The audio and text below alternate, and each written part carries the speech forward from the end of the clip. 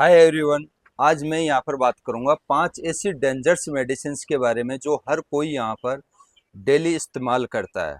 लेकिन आप इस वीडियो को एंड तक ज़रूर देखें, क्योंकि लास्ट वाली जो मेडिसिन्स है वो और भी ज़्यादा रिस्की है, बहुत ही ज़्यादा है, जो हर कोई यहाँ पर डेली यूजेस के पर्पज़ से यहाँ पर ले रहा है। तो फ्रेंड्स, मैं pharmacist Om Prakash Kumawat, Vinayak medico Jaipur YouTube channel पर आप सभी का हार्दिक हार्दिक स्वागत है। तो फ्रेंड्स, हम यहाँ पर बात कर रहे हैं 5 ऐसी डेंजरस मेडिसिन के बारे में। जो सबसे पहली मेडिसिन है वो है एंटीबायोटिक।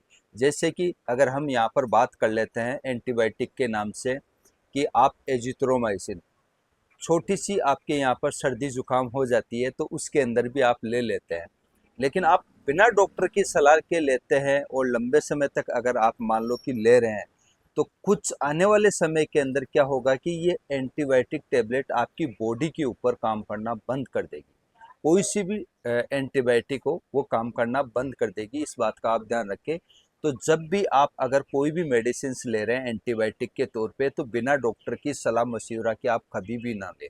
इस बात का आप यहाँ पर विशेष तौर पर ध्यान रखें।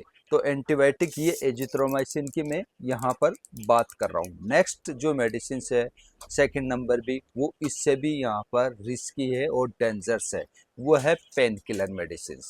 पेन किलर हर कोई सर्दी यानी कि जुकाम, हाथ पैर दर्द, बदन दर्द के अंदर हर कोई ले लेता है। लेकिन काफ़ी लोगों को हम ऐसा देखते हैं कि लंबे समय तक लेते हैं। लंबे समय तक अगर आप लेते हैं इस पेन किलर टेबलेट को, तो हो सकता है कि आपके यहाँ पर यानी कि पेट और यहाँ पर किडनी के ऊपर यहाँ पर इफेक्ट पड़ सकता है यहाँ पर।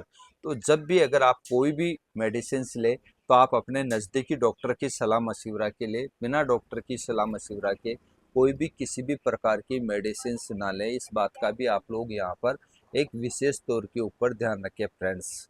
ठीक है, हर कोई मेडिसिन सेफ नहीं होती, इस बात का आप ध्यान रखना। कोई भी मेडिसिन मन माए आप कहीं पर भी जा रहे हो मेडिसिन ले रहे हो तो वो गलत है। हाँ, कभी कभार हो सकता है, लेकिन हमेशा यानी कि यहाँ पर हैबिट्स ना डाले कोई भी मेडिसिन की, इस बात का आप ध्यान रखें। थर्ड वाली जो मेडिसिन है वो है एसिडिटी के लिए, जो बहुत ही ज़्यादा रिस्की है। आजकल हर कोई यहाँ पर गैस एसिडिटी बदहजमी के लिए पेंटाप्रोजोल ले रहा है। मैं ओनली फॉर यहाँ पर उदाहरण के तौर पे बता रहा हूँ। अगर आप कंटिन्यू पेंटाप्रोजोल लेते हैं तो आपके यहाँ पर विटामिन्स की कमी यहाँ पर ये कर सकती है आपकी बॉडी में, और आपका डाइजेशन सिस्टम है वो भी वीक कर सकती है पेंटाप्रोजोल। इस बात का आप ध्यान रखें। तो आपको कंटिन्यू नहीं लेना है, जब भी लेना है आपको अपने डॉक्टर्स की देख रेख के अंदर लेना है। काफ़ी लोगों को हम देखते हैं कि डॉक्टर ने तो आपको यहाँ पर एक बार लिखा है कि आपको 10 दिन खानी है, 15 दिन खानी है या 1 महीना खाना है, लेकिन आप लोग क्या कर रहे हैं, कंटिन्यू उसको महीने 6 महीने के लिए कर रहे हैं। वो तरीका गलत है। अगर आप कंटिन्यू खाते हैं तो आपके बॉडी के अंदर विटामिन की कमी आ जाएगी और आपका डाइजेशन सिस्टम खराब हो जाएगा। इस बात का आप ध्यान रखिए, क्योंकि आपकी बॉडी तो काम ही नहीं कर रही है। काम तो टैबलेट कर रही है, कैप्सूल्स कर रहे हैं आपके, तो आप रोज ले रहे हैं। तो इसलिए हम कहते हैं कि जब भी आप कोई भी मेडिसिन लेते हैं तो आप अपने नज़दीकी डॉक्टर की सलाह मशवरा से लें, और डॉक्टर ने जितने दिन के लिए बोला है उतने दिन ही लेना है, इससे ज़्यादा आपको बिल्कुल भी नहीं लेना है। इस बात का आप ध्यान रखें। नेक्स्ट, अगर मैं फोर मेडिसिन की यहाँ पर बात करता हूँ, वो इससे भी डेंजरस है। वो है यहाँ पर कफ सिरप। हर कोई कफ सिरप ले रहा, हल्की सी खांसी होती है यहाँ पर, वो तरीका गलत है। बिना डॉक्टर की एडवाइस के आप कभी भी कोई भी मेडिसिन ना लें, क्योंकि एक तरीके से हैबिट पड़ जाती है। फिर हैबिट पड़ते ही क्या होता है कि आप ले लेते हैं और फिर बिना कफ सिरप के यहाँ पर आपके खांसी जुकाम जाता ही नहीं है, क्योंकि वो आदत पड़ गई और आपकी बॉडी को यहाँ पर हैबिट पड़ गई मेडिसिन की।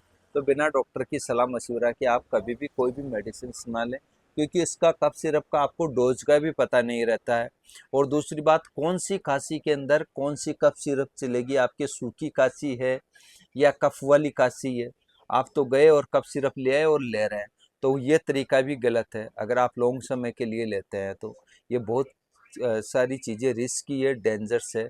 कई बार आपने देखा होगा कि कोई भी आपका अड़ोसी पड़ोसी यहाँ पर हल्की सी खांसी जुकाम होते ही दवाई खा लेता है, कोई सी भी पेन किलर है या एंटासिड है, या एसिडिटी हो रही है। लेकिन कई बार ऐसा भी होता है, उस व्यक्ति के साथ एक छोटी सी कहानी है, उस व्यक्ति के साथ कि अगर आपने यहाँ पर वो दवाई तो ले रहा है, लेकिन 5 साल 10 साल बाद में वो दवाइयाँ काम करना बंद कर देती है और उसको हॉस्पिटल में जाके एडमिट होना पड़ता है 5-10 दिन तक। उसके बाद में वो ठीक होता है। वो क्यों होता है? क्योंकि जो हॉस्पिटल में दी जाती है वो दवाइयाँ आप ऑलरेडी घर पे खा चुके हो। तो हॉस्पिटल के अंदर समय क्यों लगा 5 से 10 दिन? 10 दिन का। हॉस्पिटल में जो खाने वाली चीज़ें हैं वो आप घर पे ऑलरेडी खा रहे हो, और वो भी बिना डॉक्टर की एडवाइस के, और आपको पता ही नहीं है कि ये नुकसान करेगी या फायदा करेगी। इसलिए बिना डॉक्टर की सलाह के आप कभी भी कोई भी किसी भी प्रकार की मेडिसिन ना लें। इस बात का आप यहाँ पर विशेष तौर पर ध्यान रखें। नेक्स्ट जो मैं यहाँ पर बात कर रहा हूँ वो इससे भी ज़्यादा यहाँ पर लास्ट वाली जो है वो डेंजरस है। वो ये है कि स्टेरॉइड क्रीम। आजकल हर कोई गोरे होने के चक्कर में, स्मार्ट दिखने के चक्कर में, अच्छा लुक दिखाने के चक्कर में, यानी कि स्टेरॉइड क्रीम यूज कर रहा है। ये अक्सर लोगों को हमने यहाँ पर देखा है। तो ये ऐसा करना गलत है। बिना डॉक्टर की सलाह मशवरा के कोई भी किसी भी प्रकार की क्रीम यूज ना करें। तो मैं मोमेटास्टोन फुरेट क्रीम की यहाँ पर बात कर रहा हूँ। ये खुजली है, रेडनेस है, लालपन है ना, सूजन है आपके चेहरे के ऊपर, या एक्जिमा की कोई प्रॉब्लम है, तो उन सभी समस्याओं को स्टेरॉइड क्रीम खत्म करती है। ध्यान रखना कि दाद को खत्म नहीं करती है, दबा देती है बीमारी को। तो जब भी आप कोई भी मेडिसिन यानी कि यहाँ पर क्रीम ले रहे हैं, स्टेरॉइड क्रीम ले रहे हैं, तो बिना डॉक्टर की सलाह मशवरा के ना लें। इस बात का आप यहाँ पर ध्यान रखें, वरना आपको यहाँ पर बहुत ज़्यादा नुकसान भुगतना पड़ेगा। अगर आप स्टेरॉइड क्रीम लगा रहे हैं काफ़ी टाइम से, तो आपके साइड इफ़ेक्ट क्या क्या हो सकते हैं? आपकी स्किन पतली हो सकती है, आपकी स्किन के ऊपर इचिंग बढ़ सकती है, खुजली बढ़ सकती है, रेडनेस बढ़ सकती है, स्वेलिंग बढ़ सकती है। ये यानी कि पोजीशन आपको क्रिएट होती हुई नज़र आ सकती है, जिसका आपको यहाँ पर काफ़ी नुकसान भुगतना पड़ सकता है, और इसका लंबे समय तक फिर ट्रीटमेंट चलता है, जब जाके यहाँ पर रिकवर होती है। 2-3 साल लग जाते हैं भाई साहब इसमें। तो प्लीज़ मैं सभी से यहाँ पर हाथ जोड़ के रिक्वेस्ट करता हूँ कि जब भी आप कोई भी मेडिसिन ले रहे हैं, तो बिना डॉक्टर की एडवाइस के कभी भी ना लें। इस बात का आप ध्यान रखें, है ना। तो फ्रेंड्स, मैंने यहाँ पर 5 मेडिसिन जो डेंजर्स है, जो हर घर के अंदर इस्तेमाल की जाती है बिना डॉक्टर की यानी कि देख रेख के, यानी कि कहे तो बिना डॉक्टर की बिना डॉक्टर पूछे हर कोई इस्तेमाल कर रहा है इन सब चीज़ों को। तो बिना डॉक्टर की एडवाइस के ना लें प्लीज़, वरना आपकी बॉडी काम करना बंद कर देगी। फिर एक समय ऐसा आएगा, जो मैंने अभी थोड़ी देर पहले बताया, कि हॉस्पिटल में 5-10 दिन के लिए आपको भर्ती होके आना पड़ेगा, तब जाके आप यहाँ पर प्रॉपर ठीक हो पाओगे, वरना नहीं ठीक हो पाओगे। तो फ्रेंड्स, ये वीडियो आपको यहाँ पर हेल्पफुल लगा है तो लाइक करें, शेयर करें, और चैनल के ऊपर अगर आप लोग पहली बार आए हैं, पहली बार आपने विजिट किया, तो चैनल को सब्सक्राइब जरूर करें, क्योंकि आप लोगों के प्यार और सहयोग से ही हम यहाँ पर आगे बढ़ेंगे। तो ज़्यादा से ज़्यादा आप इस वीडियो को शेयर जरूर करें। अगर आप लोगों के भी अगर मन में अगर कोई सवाल है इन 5 मेडिसिन डेंजर्स के बारे में, तो आप हमारे को यहाँ पर एक प्यारा सा कमेंट बॉक्स में कमेंट करके ज़रूर बताएं। तो फ्रेंड्स, आज के लिए इतना ही, मिलते हैं नेक्स्ट वीडियो में। तब तक के लिए बाय बाय, जय हिंद, जय भारत, वंदे मातरम।